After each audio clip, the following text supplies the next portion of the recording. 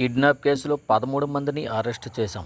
మరికొంతమంది అరెస్ట్ కావాల్సి ఉంది. విద్యార్థి సంఘం నేతలు వినోద్ కుమార్ అక్బర్ను ఈ నెల 3వ తేదీ కిడ్నాప్ చేశారు. కిడ్నాప్ పాల్పడిన వారిలో విద్యానికేతన్ పిఆర్ఓ సతీష్తో పాటు మరో 12 మంది పట్టుబడ్డారు. పట్టుబడిన వారిలో బౌన్సర్లు, సిబ్బంది ఉన్నట్లు గుర్తించాం. బౌన్సర్లను స్వీయ రక్షణ కోసమే ఉపయోగించాలి. విద్యానికేతన్ నిర్వాహకులు బౌన్సర్లతో నేరాలు చేయించారు. 3 ఇన్నోవా కార్లను, ఓ ద్విచక్ర వాహనం స్వాధీనం చేసుకున్నాం. విద్యానికేతన్ పిఆర్ఓ సతీష్ ఇచ్చిన ఫిర్యాదుతో విద్యార్థి సంఘాల నేతలను కేసులు నమోదయ్యాయి. వాటిని కూడా విచారిస్తాం. విద్యార్థి సంఘాల నేతలు డబ్బులు డిమాండ్ చేశారా లేదా అన్నదే తేలాల్సి ఉంది. మీడియా సమావేశంలో నిందితులను ప్రవేశపెట్టి వివరాలు వెల్లడించిన additional law and order SP Ravi Manohar రాచారి.